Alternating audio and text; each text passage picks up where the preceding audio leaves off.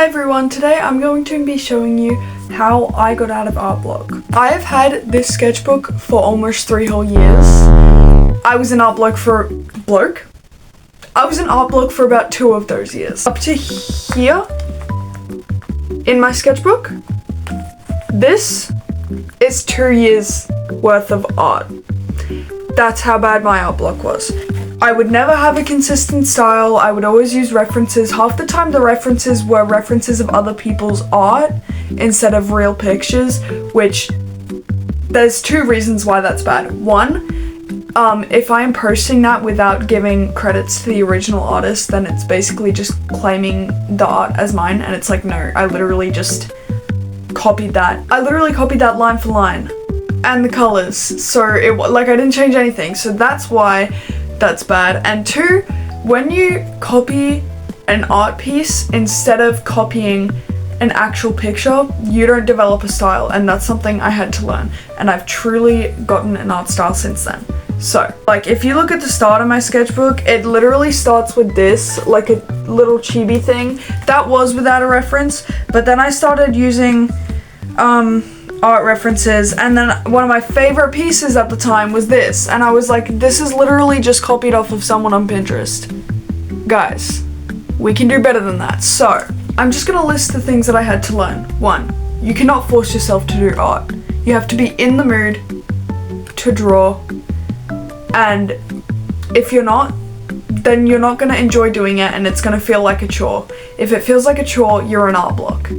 So, if you are telling yourself that you want to do a sketchbook page, but you're not in the mood for it, save it for another time.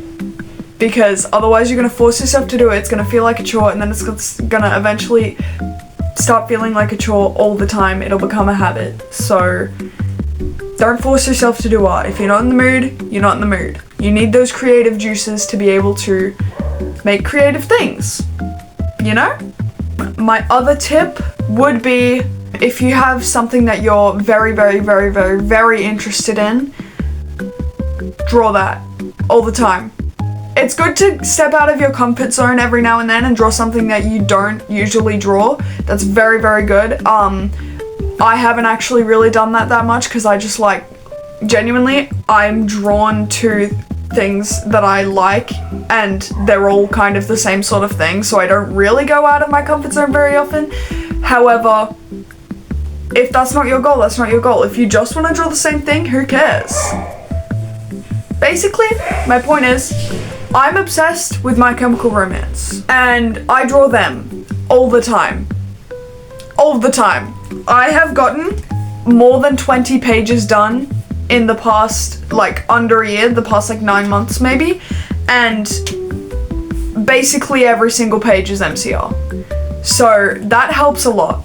Find something that you're really, really interested in, even if it's not necessarily something that you've been interested in and will continue to be interested in. If it's something that you're very interested in on that day that you're going to draw that thing. If you're just drawing a tree but you're not very interested in trees, then you probably won't enjoy it as much, and then you'll probably feel less inclined to want to draw because you're not looking at things that you enjoy, you know? Does that make sense? This is one that I've learnt more recently. Actually, I'm gonna shut up. Okay, I did vaguely mention this before, but genuinely, use real pictures instead of people's art when you're using a reference. Because if you use real people, especially if it's a particular person that you draw a lot, like for me, it's Gerard Way and Frank Iero, I have subconsciously noticed what their features look like, and I am able to subconsciously learn just because I'm constantly drawing with a real photo of how this person looks. If you're copying from someone else's art, then you're only seeing what their features look like with their art style, and it's not going to let you have any creativity. So you want to be able to look at real pictures, figure out how things look. Subconsciously, your brain will do that. You can do it consciously as well. I know some people like to do like hand studies and things and they just look at hands and draw them.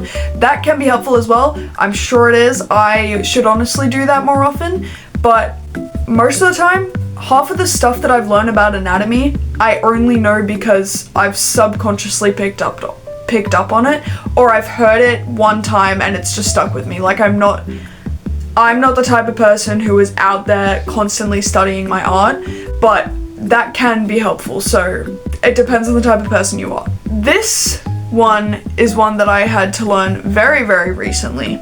It all started when I did this drawing of Frank Iero. When I was drawing it, something was off. I had the reference next to me and I was looking at my drawing and I was like, it looks like Frank, but it doesn't look like the reference and I don't know what's wrong. I've changed the eye shape a bajillion times. I've changed the nose shape, I've changed his lips, I've changed literally everything and I couldn't get it right. And I was like, but I guess if it looks like Frank still, then it's okay. It doesn't need to look like the reference. And that's something that I learned for the first time while doing that sketch, but then it came up again around a week later when I was drawing this drawing of Callan Quinn, which is now one of my favorite pages in my whole entire sketchbook. When I was drawing him, the sketch was completely fine. I really liked the sketch and I thought it did look like the reference and I did a really good job. When I was painting it, I messed up his face. I was like, something's wrong. I can't tell if it's the nose, if it's his eyes, if it's the mouth. I can't tell what it is. Something is wrong and I don't know how to fix it. But then I realized nothing was wrong. It just didn't look exactly like the reference, but it still looked like Callan Quinn. So basically, my next tip is if it still looks like the person, but it doesn't look exactly like the reference, who cares? You've still just drawn that person. And then this happened again when I was drawing Ray Toro. I still need to finish this page actually, so you just get a little sneak peek of that. But genuinely, this has been something that I've had to learn over the course of 3 sketchbook pages, and every time that I'm doing it, I realize, but I still like it though. Like if you still like it and it still looks like the person, who cares? Basically, that's just me saying like, don't beat yourself up over something if it still looks like the goal. Your goal should be that your drawing looks like the thing or the person that you're trying to draw, not like the reference. You know? I still aim to make it look as much like the reference as possible because I chose that reference for a reason, but it shouldn't be the objective to make it look like the reference if it still looks like the person. That's my point. Actually, I don't know why I didn't start with this, but my biggest tip that got me out of ARTBLOCK completely was don't watch TikTok compilations of art. Well, actually, okay. For me, I had to stop doing that. It might be helpful for some people, but I used to constantly watch TikTok art compilations of people drawing or their paintings or whatever, and I thought it was helping me get motivation. It was not. I started watching sketchbook tours instead. I would find artists that I liked. I would make sure that I enjoyed the way that they made their videos and the way that they talked, but also really appreciated their art style. You have to be picky sometimes with the art styles that you like. I'll watch sketchbook tours for like 5 minutes sometimes and then I won't like their art style and it doesn't really help give me motivation. But if I like someone's art style, I can watch a half an hour sketchbook tour and it'll give me so much motivation. So basically my point is, find maybe 3 or 4 artists who tend to do not monthly, but like every few months they will post a sketchbook tour, and watch those sketchbook tours. They should give you more motivation than watching TikTok videos, because TikTok videos, when you see art TikTok compilations, since it's made for short attention spans, even if it's a compilation of those short videos, you're only seeing so much of the same art style and it's not gonna really like give you motivation because you're just seeing so many different things. But if you're seeing someone who has a consistent art style for a consistent maybe 40, 30, even only like 15-minute video, that can help because your brain is focusing on one thing but also seeing multiple things, if that makes sense. And that's honestly what got me out of art block. I started becoming obsessed with MCR in about March this year, maybe? Or like April this year or something like that. And around that same time, I switched to watching sketchbook tours rather than TikTok compilations. And that truly did help, because last year I did a total of 8 pages in my sketchbook. And this year I have done a total of like 24. And the year hasn't even finished. And I also, the first page that I did this year was in April, not even at the start of this year, because that's how art blocked I was. So, yeah. One of my other tips would be to make sure you don't force yourself to finish pages. This will also make it feel like it's a chore. If you have done a sketch for a page and you usually paint it or usually decorate it or something, but you're just not in the mood and you want to draw something else, draw something else. Leave that page. Don't force yourself to finish it if you don't want to. And even if you don't want to at that point, but you end up coming back to finish it later, even better. But if you don't finish it later and you leave it blank, who cares? That's only one blank page. And as long as you don't make a habit of doing that, who cares? Or even you could make a habit of doing that. If that's what you want your sketchbook to look like, if you just want sketches, go for it. This is something I had to learn. I would always be like, oh, I did this sketch the other day, I need to paint it, but like I don't feel like doing that right now, because I have this other thing that I really want to draw. I had to teach myself not to force myself to finish that other page if I really wanted to draw something else, because then it's making it feel like a chore and not doing what I actually know I would enjoy doing. So, there's that. My other tip would be print out some photos, and if there's some excess space on your page, pop a little photo there. I have a pocket of printed out silly little photos in the back of my sketchbook, literally just ready for me to put straight in there. If you don't know what to do with the page, just pop a little photo in there. It's very, very helpful. My final tip would be, this isn't necessarily strict to sketchbook tours, but find a decent amount of artists that you enjoy to watch, because then it will give you constant motivation, and especially if they post a lot.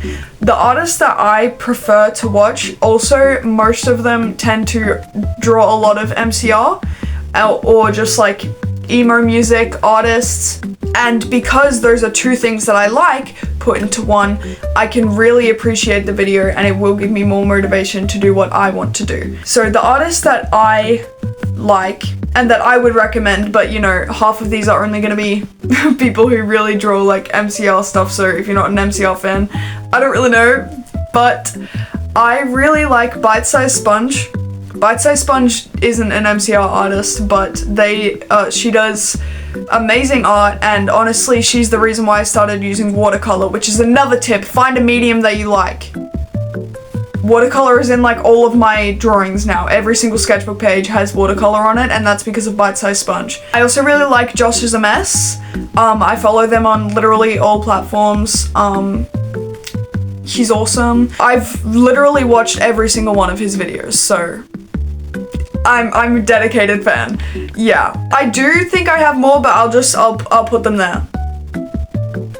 Yeah, I'll put them there, and if you are interested, you can go follow them. That's about it for this video. I'm really hoping I can finish my sketchbook soon enough, and I will be able to get a sketchbook tour out.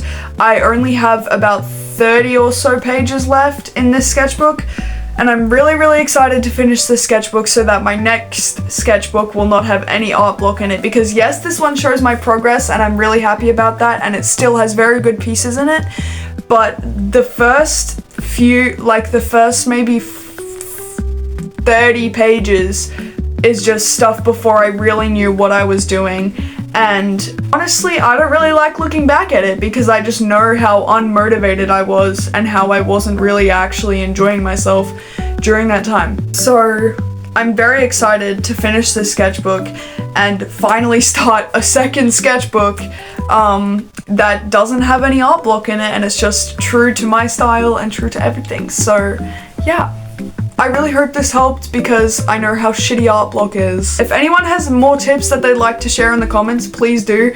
Help a fellow artist out, you know? We're all in this together, so love you guys. I hope this helped.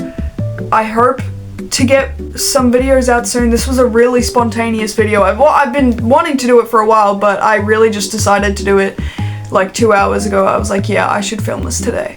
So yeah, I hope this was helpful, and I love you, and as Gerard Way would say, so long and good night.